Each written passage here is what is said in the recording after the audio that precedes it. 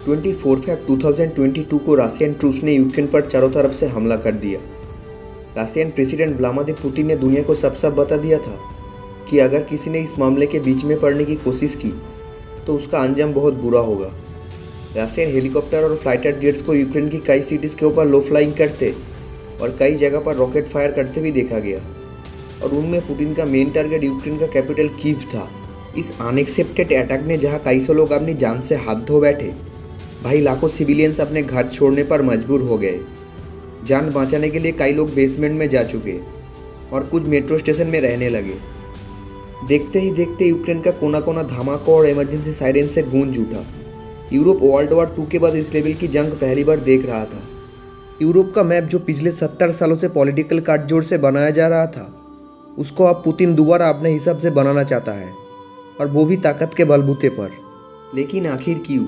Ukraine से 27 times ज़्यादा area पर फैले हुए रशिया को इतने छोटे यूक्रेन से आखिर क्या खतरा है?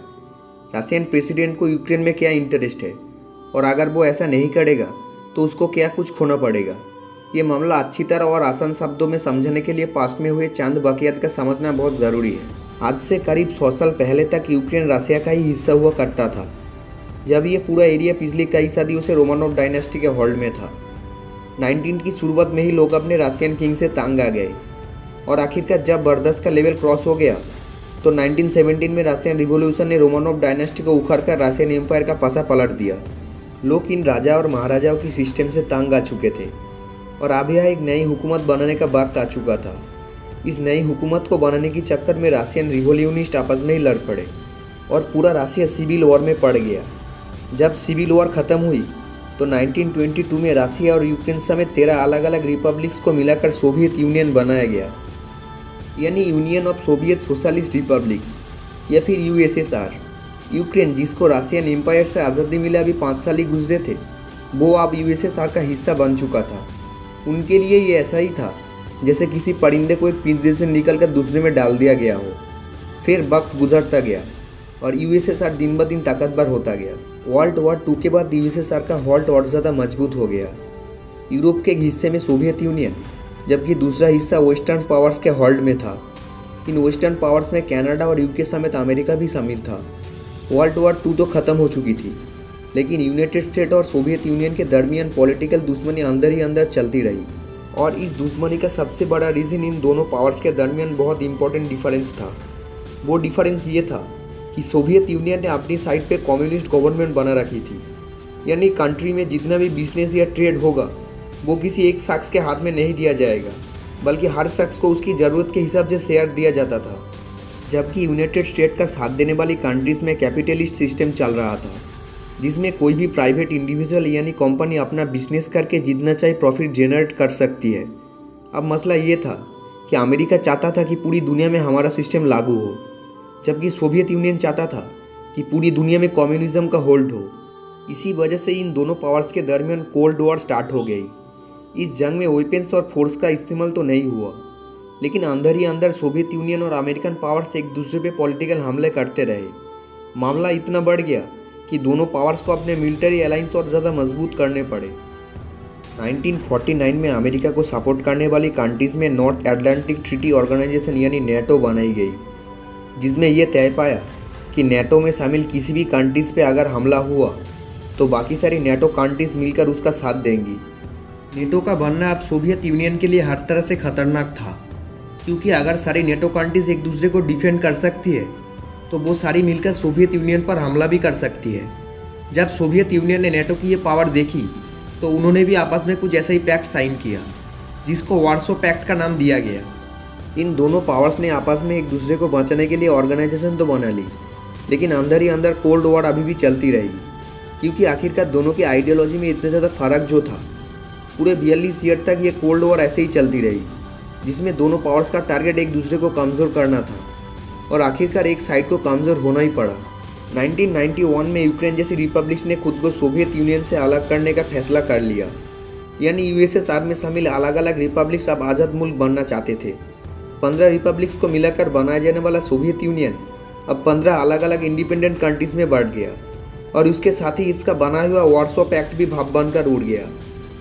यूक्रेन आखिरकार एक बार फिर से आज़ाद देश बनने में कामयाब हो गया, सोवियत यूनियन से आज़ादी पाने वाली कंट्रीज अब अपने फैसले खुद कर सकती थी। लिहाजा सबसे पहले इन्होंने अपने ऊपर धोबी गई कम्युनिस्ट गवर्नमेंट को उठाकर फेंका। रसिया जो पहले सोवियत यूनियन की वजह से काफ़ी स्ट्रॉन्ग था, वो अब दुनिया की नज़रों में कमज़ोर पड़ चुका था। दूसरी साइड पे कोल्ड वॉर ख़त्म होने के बावजूद भी वेस्टर्न पावर्स की ताकत में और बढ़ोतरी देखी गई। 1999 में सोवियत यूनियन से आज़ाद पाने वाली 3 कंट्रीज़ पोलैंड, चेक रिपब्लिक और हंगरी ने पासा पलट दिया और नेटो से जा मिले। नेटो में शामिल होने का ट्रेंड दिन ब दिन बढ़ता गया और 2004 में 7 और कंट्रीज़ ने भी नेटो को ज्वाइन कर लिया। यानी जो रिपब्लिक पहले रसिया का साथ दे रही थी, वो अब नेटो का हिस्सा बन गई। और ये वो वक्त था जब पहली बार रसिया का बॉर्डर नेटो के साथ फेस टू फेस आ चुका था। अब सिर्फ 3 कंट्री से बची थी जिन्होंने नेटो को ज्वाइन नहीं किया, बेलारूस, यूक्रेन और जॉर्जिया। इनमें से यूक्रेन और जॉर्जिया काफ़ी अरसे से नेटो को ज्वाइन करना चाहती थी, लेकिन ये बात रसिया को हजम ना हुई। रसिया ने उसी वक्त खतरा भाप लिया कि अगर ये दोनों कंट्रीज़ भी नेटो से जा मिली तो उसका ब्लैक सी पे जाने का एक्सेस किसी भी वक्त रोका जा सकता है। यूएस और सऊदी अरबिया के बाद रसिया दुनिया का तीसरा बड़ा देश है जो ऑयल और गैस प्रोड्यूस करके इंटरनेशनल मार्केट में ब्लैक सी के ज़रिए एक्सपोर्ट करता है। और यही वजह थी कि रसिया यूक्रेन और जॉर्जिया की नेटो में शामिलियत को अपोज कर रहा था, लेकिन यूक्रेन की नेटो में शामिल होने की ख्वाहिश फिर भी जारी रही। न सिर्फ इतना, बल्कि 2003 में यूक्रेन ने यूरोपियन यूनियन में शामिल होने की भी ख्वाहिश की। याद रहे कि इस वक्त यूक्रेन का प्रेसिडेंट पेट्रो पोरोशेंको है, जिनको रसिया का दोस्त और काफ़ी करप्ट समझा जाता था। एंड टाइम पर जब यूरोपियन यूनियन के साथ डील साइन करने का वक्त आया तो यूक्रेन के प्रेसिडेंट ने रसिया से बेल आउट के पैकेज के नाम पे भारी रकम ली और यूरोपियन यूनियन के साथ डील साइन करने से मना कर दिया, ये कहकर कि यूक्रेन रसिया का हर मामले में साथ देगा। ये कहा जाए कि रसिया ने यूक्रेनियन प्रेसिडेंट को यूरोपियन यूनियन से शामिल न होने के लिए ब्रीफ किया, तो ये कहना गलत नहीं होगा।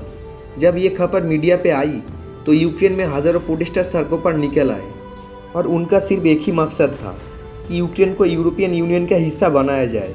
प्रोटेस्टर का प्रेशर दिन ब दिन बढ़ता गया और आखिरकार यूक्रेनियन प्रेसिडेंट ने इन पर क्रैकडाउन स्टार्ट कर दिया, जिसमें 100 से ज़्यादा लोग मारे गए। ये देखकर प्रोटेस्टर और ज़्यादा वायलेंट हो गए और मामला इस हद तक पहुंच गया कि यूक्रेनियन प्रेसिडेंट को अपनी पोस्ट छोड़कर रसिया भागना पड़ा। प्रेसिडेंट का भाग जाना जहां प्रोटेस्टर के लिए जीत का मुकाम था, भाई पुतिन इसको अपनी हार मान रहा था। अब पुतिन ने ताकत का इस्तेमाल करना शुरू किया।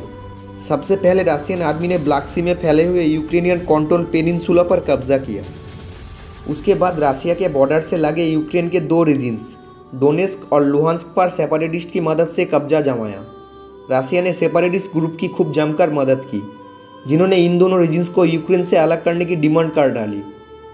पूरे 8 सालों तक इन दोनों रीजन्स में बहुत खून हुई, जिसमें 14,000 से भी ज़्यादा लोग अपनी जान से हाथ धो बैठे, जबकि 20 लाख यूक्रेनियन ये रीजन छोड़ने पर मजबूर हो गए। असल में डोनेस्क और लुहांस्क की यूक्रेन से आज़ादी हर तरह से पुतिन के हक में थी और यही वजह थी कि पुतिन इनको भरपूर सपोर्ट कर रहा था। नवंबर 2021 में पुतिन के इरादे खुलकर सामने आ गए। सैटेलाइट इमेज में देखा गया कि लाखों रशियन ट्रूप्स को यूक्रेन के बॉर्डर पे मूव कर दिया गया है और उसके कुछ हफ्ते बाद ही पुतिन ने अपनी डिमांड जाहिर कर दी। पुतिन की मेन डिमांड थी कि नेटो इस एरिया में एक्सपेंड ना करे और अपनी मिलिट्री को उसी हद तक वापस लेकर जाए जो 1997 में हुआ करती थी, यानी रसिया से बहुत दूर। पुतिन की ये डिमांड वेस्टर्न लीडर्स ने फौरन रिजेक्ट कर दी और अपनी फोर्सेस को और ज़्यादा बढ़ा दिया। दूसरी तरफ रशियन ट्रूप्स यूक्रेन को चारों तरफ से घेरने में मुमकिन रहे और बॉर्डर पे हेवी मिलिट्री डील्स भी करते रहे। 21 फरवरी 2022 को पुतिन ने लाइबा, डोनेस्क और लुहांस्क के रिपब्लिक को अलग देश एक्सेप्ट कर लिया और इसके साथ ही रशियन ट्रूप्स इन दोनों रीजन्स में पीस कीपिंग के नाम पर एंटर हो गए। दूसरी तरफ यूक्रेन के नए प्रेसिडेंट ने भी एक वीडियो में रशियंस को मैसेज दिया कि जंग में अगर नुकसान हुआ तो वो किसी और का नहीं बल्कि दोनों कंट्रीज़ के लोगों का होगा। वेस्टर्न लीडर्स का कहना है कि यूक्रेन एक इंडिपेंडेंट कंट्री है और हम किसी को भी नेटो में शामिल होने से रोक नहीं सकते। इस मामले के 2 दिनों के बाद 24 फरवरी 2022 को पुतिन ने स्पेशल मिलिट्री ऑपरेशन के नाम पे पूरे यूक्रेन पर खुलकर हमला कर दिया।